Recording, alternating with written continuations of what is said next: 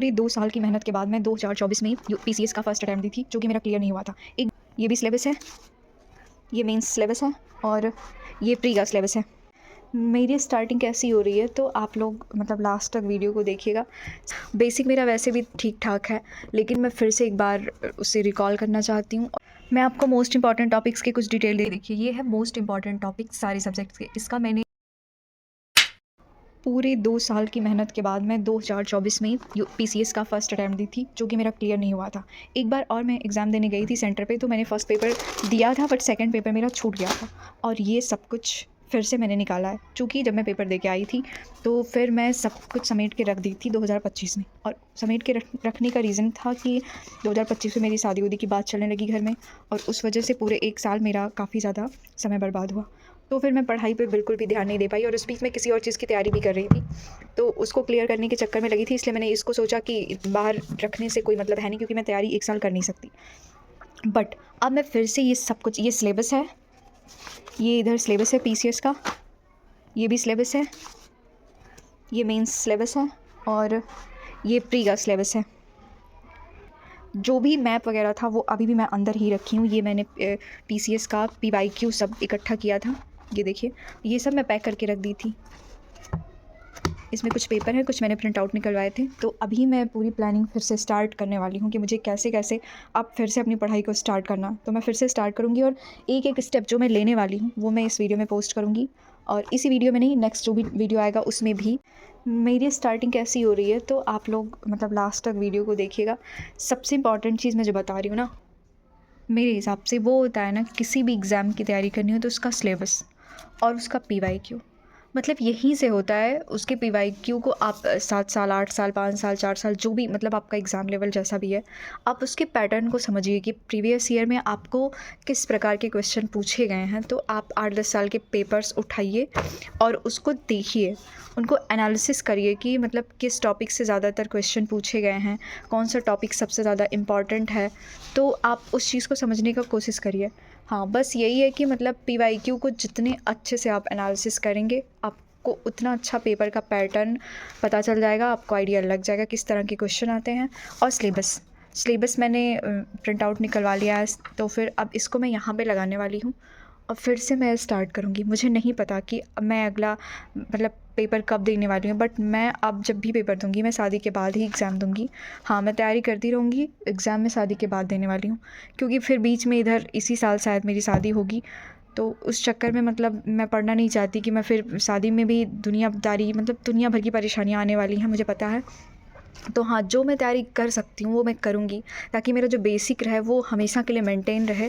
Basic मेरा वैसे भी ठीक ठाक है, लेकिन मैं फिर से एक बार उसे रिकॉल करना चाहती हूँ। और ये देखिए, कुछ पीवाईक्यू है, पेपर्स हैं ये पीसीएस के नहीं हैं, ये सीटेट वगैरह के पेपर हैं। सीटेट है, इसमें कुछ और भी हैं जो मैंने इधर उधर से इकट्ठा किया है। तो इस वीडियो को लास्ट तक देखिए, कुछ ना कुछ आइडिया आपको मिल जाएगा मेरे वीडियो से। प्लानिंग का सबसे इंपॉर्टेंट हिस्सा ये होने वाला है कि सारे एक एक सब्जेक्ट जो भी हैं, जैसे हिस्ट्री, ज्योग्राफी, पॉलिटी, इकॉनमी या फिर सीसेट के जो भी सब्जेक्ट हैं, हिंदी, इंग्लिश, मैथ, रीजनिंग जो भी हैं, इन सब का एक अलग अलग जो मोस्ट इंपॉर्टेंट टॉपिक्स हैं उनको एक डायरी में नोट डाउन करना, जिसको मैंने ऑलरेडी नोट डाउन कर लिया है।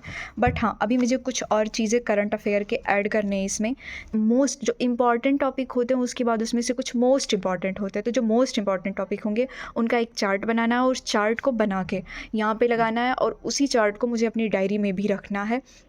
और तब जाके मुझे उस चार्ट के अकॉर्डिंग जो मोस्ट इंपॉर्टेंट टॉपिक हैं, सबसे पहले उससे सबसे ज़्यादा डीप जाके उसकी स्टडी करनी है और उस चीज़ पे मेनली फोकस करना है। तो फिर उस चीज़ पे फोकस करने के लिए मैं अब स्टार्ट करने वाली हूँ। मैं आपको मोस्ट इंपॉर्टेंट टॉपिक्स के कुछ डिटेल देती हूँ। ये देखिए, मैंने 2 साल पहले इसमें लिखा था, जो मोस्ट इंपॉर्टेंट टॉपिक्स हों उनको लिखा था, अलग अलग सब्जेक्ट के, जैसे कि प्राचीन इतिहास हो गया, मतलब फिर यहाँ देखिए मध्य इतिहास हो गया, फिर आधुनिक इतिहास हो गया।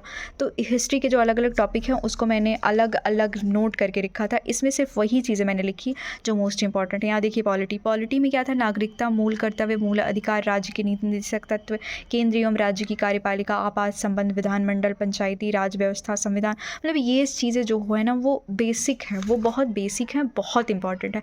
अगर आपको ये चीज़ें नहीं पता ना पॉलिटी में, तो आप सीरियसली पॉलिटी का कुछ नहीं कर सकते। कितनी भी डीप आप स्टडी कर लो, ये हर जगह होता है। सभी कोई भी एग्ज़ाम दे रहे हो तो ये तो करना ही करना आपको। अगर पॉलिटी आपको अच्छी करनी है तो ये इतनी चीज़ें अकॉर्डिंग टू मी सबसे ज़्यादा इंपॉर्टेंट है, जो एकदम अच्छे से रेडी ही होना चाहिए। अब इकोनॉमी के यहाँ पे कुछ इंपॉर्टेंट टॉपिक हैं जो मैंने नोट डाउन किया है, फिर यहाँ पे साइंस के भी हैं कुछ, फिर मतलब इसी तरह से जो अलग अलग सब्जेक्ट है उसको पीवाईक्यू से एनालिसिस करिए कि किस टॉपिक को सबसे ज़्यादा पूछा गया हर साल, जिनको पूछा जा रहा है उसको एकदम मतलब रेडी करना है।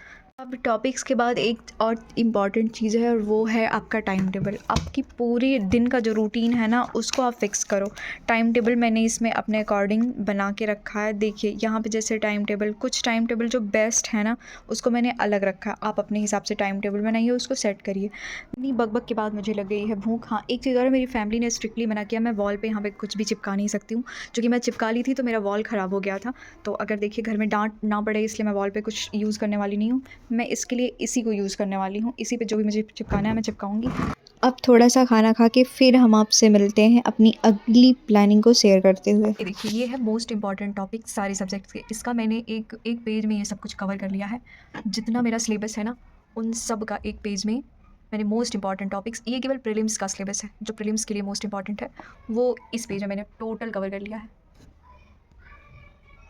जैसे प्राचीन इतिहास, आधुनिक इतिहास, भारत का भूगोल, मतलब वर्ल्ड ज्योग्राफी भी इसी में है, पॉलिटी, इकोनॉमी और सीसैट का, पीसीएस का, यूपीएससी का, सबका इसमें मतलब एक पेज में है टोटल सिलेबस। और अब इधर देखिए, ये है एग्ज़ाम का पैटर्न, ये है पीसीएस एग्ज़ाम का पैटर्न। अगर बाय द वे मतलब मुझसे कुछ मिस्टेक हो रहा है तो मैं यहाँ देख सकती हूँ। कुल 8 पेपर है और डिस्क्रिप्टिव होता है एग्ज़ाम, 3 घंटे का समय होता है, इसमें सारा आप देख सकते हैं। अब मुझे यहाँ पर एक चीज़ और ऐड करना है, वो है मेरा टाइम टेबल। वो मैं अब टाइम निकाल के अगले ब्लॉग में आपको दिखा दूँगी। तब तक के लिए इस ब्लॉग को यहीं पे ख़त्म करते हैं। Thanks for watching.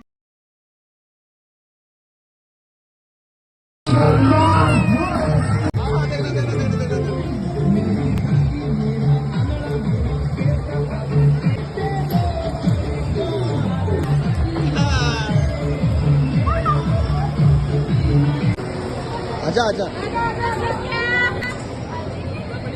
वाऊ